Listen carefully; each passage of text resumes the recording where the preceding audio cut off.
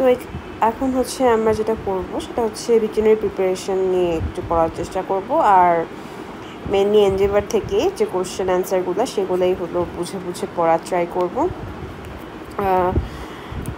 তো শুরু করা যাক। ফার্স্টে আমরা দেখি প্লুরাইসি এটা, আর হচ্ছে কনসলিডেশন। এটা বলছে কি ক্লিনিক্যাল সাইনগুলো বলতে, ঠিক আছে? তাহলে দেখো প্লুরাইসি জিনিসটা কি, এটা আসলে হচ্ছে inflammation in the plural layers, এটা হচ্ছে প্লুরাইসি। এখানে যেটা হয় ইন্সপেকশনে আমি কি দেখব, এখানে হচ্ছে ক্যাচ আপ রেসপিরেশন থাকবে ইন্সপেকশনে। ক্যাচ আপ রেসপিরেশন জিনিসটা কি, এটা হচ্ছে যেহেতু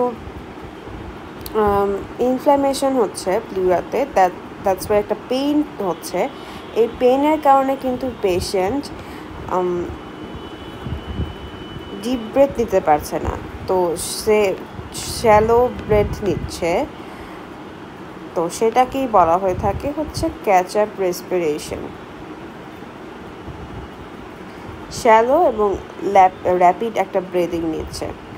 তারপর যেহেতু পেইন আছে তাহলে তার চেস্ট মুভমেন্টও ডিমিনিশড হয়ে যাচ্ছে। আর কি হচ্ছে প্লুরাইসিস, যদি পালপেশন করি দেখবো যে প্লুরাল ইফিউশন ডেভেলপ করতে পারে, নাথিং অ্যাবনর্মালিটি। আচ্ছা, প্লুরাল ইফিউশন ডেভেলপ করলে আমি পালপেশনে একটা অ্যাবনর্মালিটি পাবো, আদারওয়াইজ নর্মালি পাবো।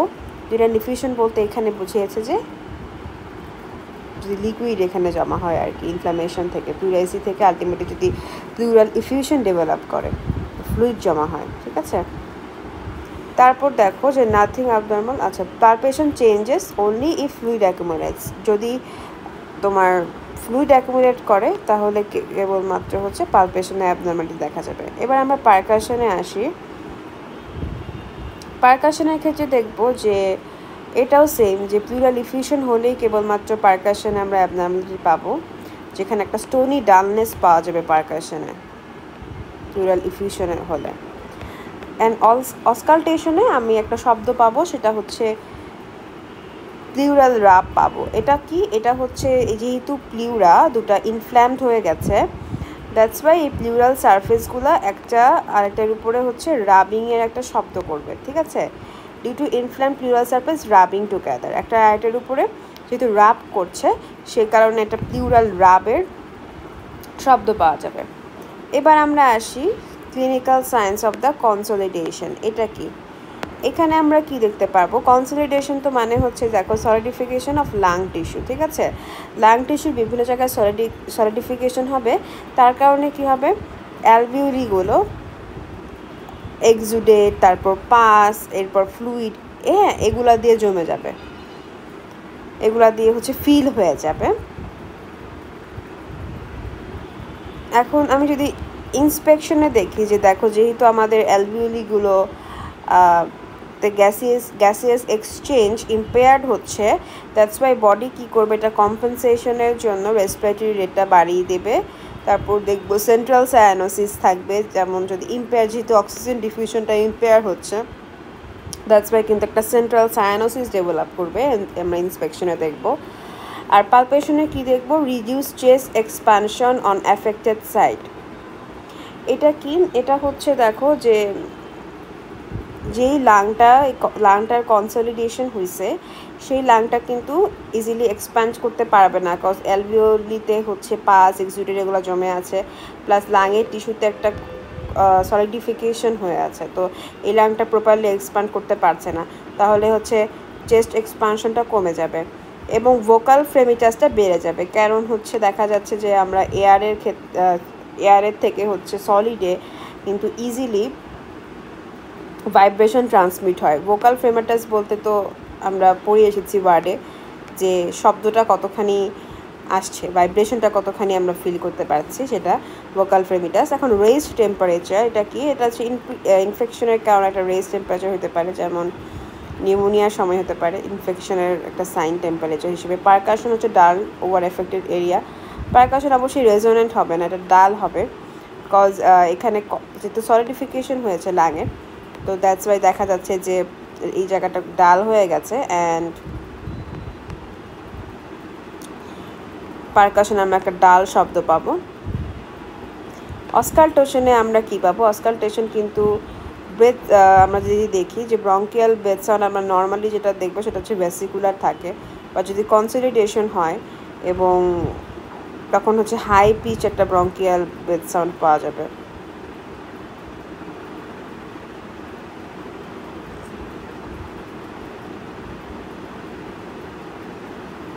কারণ হচ্ছে sound travels better through solid medium than air.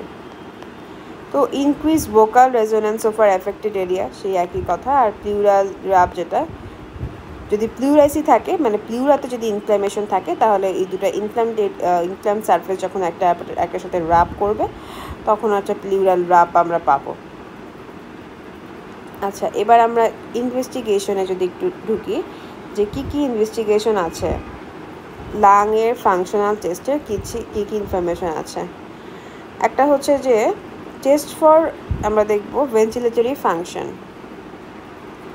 Pick expiratory flow rate, তারপর স্পাইরোমেট্রি, ব্রঙ্কোডাইলেটর রিভার্সিবিলিটি টেস্ট। আচ্ছা, আমরা ফার্স্টে পিক এক্সপাইরেটরি ফ্লো রেটে আসি। সেখানে আমরা দেখব যে ফার্স্টে আমরা দেখব যে পিক ফ্লো মিটার দিয়ে এটা আমরা মেজার করতে পারি। Measures maximum speed of expiration.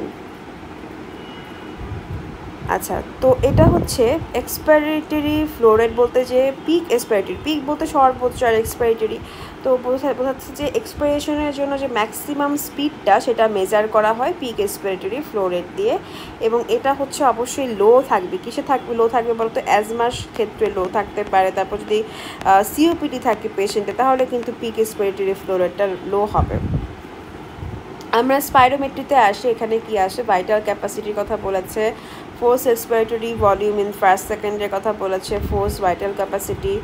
আচ্ছা, আর হচ্ছে force expiratory volume in first second আর ফোর্স ভাইটাল ক্যাপাসিটির রেশিও।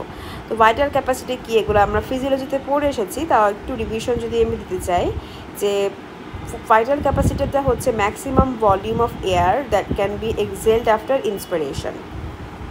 একটা ইন্সপিরেশনের পরে, একটা ফুল ইন্সপিরেশনের পরে আমি ম্যাক্সিমাম ভলিউম অফ এয়ার যতখানি এক্সেল করতে পারবো সেটা হচ্ছে ভাইটাল ক্যাপাসিটি। তারপর আমরা দেখি যে ফোর্সড ভাইটাল ক্যাপাসিটি তাহলে কি, এটা হচ্ছে ফুল ইন্সপিরেশনের পরে আমি যদি ফুল ইন্সপিরেশন নেই তারপরে ফোর্সফুলি যতখানি এয়ার আমি এক্সহেল করতে পারবো ততখানি হচ্ছে ফোর্সড ভাইটাল ক্যাপাসিটি। আর ভাইটাল ক্যাপাসিটিতে বলেছে সেটা হচ্ছে ফুল ইন্সপিরেশনের পর যতখানি এয়ার এক্সহেল করতে পারবো। তাহলে আমরা বুঝেছি না যে ভাইটাল ক্যাপাসিটি কি আর ফোর্স ভাইটাল ক্যাপাসিটি কি।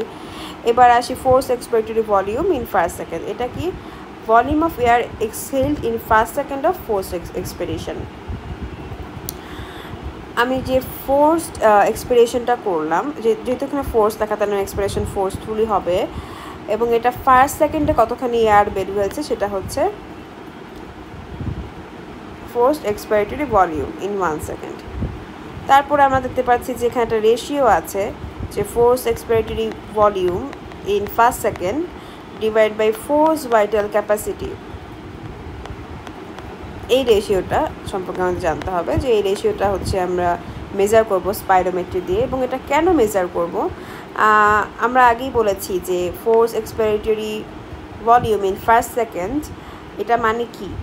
এটা মানে হচ্ছে একটা ডিপ শ্বাস নিয়ে যত তাড়াতাড়ি সম্ভব প্রথম 1 সেকেন্ডে যতটা এয়ার আমি বের করতে পারবো, তাই না? আর ফোর্স ভাইটাল ক্যাপাসিটি মানে শ্বাস নিয়ে যতটুকু এয়ার মোটামুটি মতো বের করতে পারি আমি, সেটা হচ্ছে ফোর্স ভাইটাল ক্যাপাসিটি। হ্যাঁ, তো এখন আমি যদি দেখি যে অবস্ট্রাকটিভ ডিজিজের ক্ষেত্রে যেমন অ্যাজমা, সিওপিডি, আমাদের যেই রেসপিরেটরি ট্র্যাক এটা কিন্তু অবস্ট্রাক্টেড হয়ে যায়। ঠিক আছে, রেসপিরেটরি ট্র্যাক যখন অবস্ট্রাক্টেড হয়ে যায় তো তখন দেখা যায় যে এয়ার বের করে দিতে কিন্তু টাইম লাগে। হ্যাঁ, এয়ার বের করতে টাইম লাগে এবং দেখা যায় যে ফার্স্ট সেকেন্ডে খুব বেশি এয়ার বের হচ্ছে না। তো তখন কিন্তু FEV1 সেটা কিন্তু খুব কমে যায়। বাট এফবিসি সেটা কিন্তু একটা এফবিসি হচ্ছে কিন্তু একটু কম হয় বা ঠিকই থাকে। মানে আমার বের হতে এই তোমার এই রেস্ট্রিক্টেড বা এই অবস্ট্রাক্টেড যেই রেসপিরেটরি ট্র্যাক, সেটা দিয়ে আমাদের বের হতে টাইম লাগছে, কিন্তু আলটিমেটলি তো বের হতে পারছে, তাই না? তো ফোর্স ভাইটাল ক্যাপাসিটি খুব বেশি হেরফের হয় না, but force expiratory volume in first second এটা কিন্তু হেরফের হবে অবস্ট্রাকটিভ ডিজিজের ক্ষেত্রে। ঠিক আছে, তাহলে আমি ফোর্স ভাইটাল ক্যাপাসিটি সেখানে হেরফের হবে, বাট ফোর্স হেরফের খুব একটা হবে না, but force expiratory volume in first সেকেন্ডটা কিন্তু ভালোই হচ্ছে চেঞ্জ হয়ে যাবে। কারণ হচ্ছে আমাদের যেহেতু রেসপিরেটরি ট্র্যাকটা কনস্ট্রিক্টেড, সেটা দিয়ে বের হওয়া কিন্তু টাইম লাগবে বের হতে। তাহলে আমি কিন্তু বুঝতে পারবো যখন আমি দেখব যে FEV1টা বেশি আসছে, আমি এটা ধরে নেব যে এটা একটা অবস্ট্রাকটিভ ডিজিজ। তার মানে রেসপিরেটরি ট্র্যাক্টে একটা অবস্ট্রাকশন আছে, বা হচ্ছে কনস্ট্রিকশন অবস্থায় আছে, রেসপিরেটরি ট্র্যাক্টটা কনস্ট্রিক্টেড অবস্থায় আছে। ঠিক আছে, এবার আমি যদি আসি রেস্ট্রিকটিভ লাং ডিজিজ, মানে লাংটা হচ্ছে বড় হতে পারছে না। আমরা তো প্যাথোলজিতে পড়ে এসেছি obstructive lung disease versus restrictive lung disease. ধরো যে লাংটাই বড় হতে পারছে না, ফুলতে পারছে না, তাহলে কিন্তু তার আলটিমেটলি ফোর্স ভাইটাল ক্যাপাসিটি যেটা, সেটা কমে যাবে।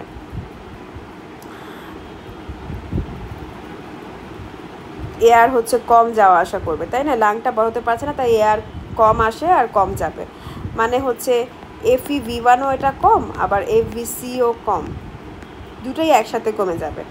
তো এখানে একটা রেশিও দেখে আমরা বুঝতে পারবো যে রেস্ট্রিকটিভ লাং ডিজিজ হবে এটা।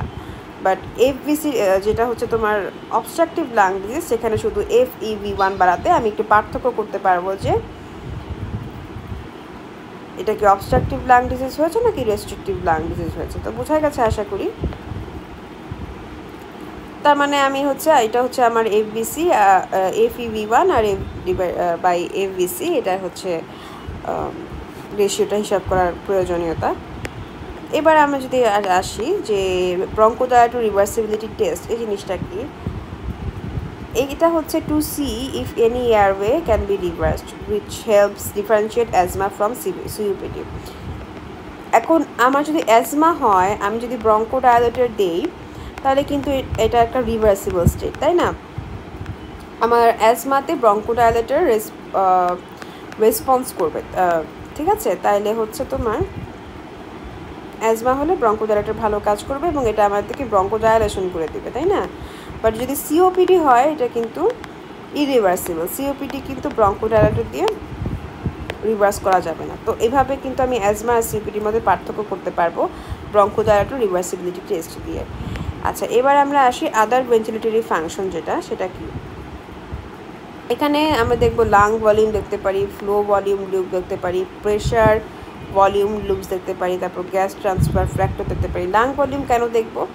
কতখানি এয়ার একটা লাং হোল্ড করতে পারে। ফ্লো ভলিউম লুপ দেখবো হচ্ছে pattern of air flow during inspiration and expiration, সেটা দেখার জন্য ফ্লো ভলিউম লুপ দেখব। কতখানি হচ্ছে এয়ার ফ্লো তোমার যাচ্ছে, ইন্সপিরেশন হচ্ছে আর এক্সপিরেশন হচ্ছে। প্রেশার ভলিউম লুপ যেটা, how the lung inflates and with increasing pressure, যত প্রেশার বাড়ছে লাংয়ের মধ্যে লাং কীভাবে হলো ভলিউম ইনক্রিজ করছে। তারপর গ্যাস ট্রান্সফার ফ্যাক্টর যেটা test, how oxygen passes from lung to blood, lung থেকে ব্লাডের মধ্যে কিভাবে হচ্ছে অক্সিজেন যাচ্ছে, সেই ফ্যাক্টরগুলো, এগুলো হচ্ছে আদার ভেন্টিলেটরি ফ্যাকশন। তো কয়েকটা নাম মনে রাখতে পারলেই হবে, প্রয়োজন নেই, খুব একটা ইজিলি করা হয় না। ভেন্টিলেশন অ্যান্ড পারফিউশন রেশিও, এটা কি? ভেন্টিলেশন হচ্ছে এয়ার কতখানি অ্যালভিওলিকে কতখানি রিচ করেছে, আর পারফিউশন যেটা, সেটা হচ্ছে ব্লাড রিচিং অ্যালভিওলি। ঠিক আছে, মানে বলতে পারো যে অ্যালভিওলি থেকে এয়ার কতখানি ব্লাডে যেতে পারছে, বা অক্সিজেন কতখানি ব্লাডে যাচ্ছে, সেটাই হচ্ছে পারফিউশন। তাহলে আমি যদি V/Q একটা রেশিও করি, বুঝতে পারবো যে অক্সিজেন কতক্ষণ যেতে পারছে। তো সেটা হচ্ছে পালমোনারি এম্বোলিজম, তারপর COPD, এগুলাতে কিন্তু একটা ভেন্টিলেশন এবং পারফিউশন রেশিওর মধ্যে একটা মিসম্যাচ পাওয়া যায়।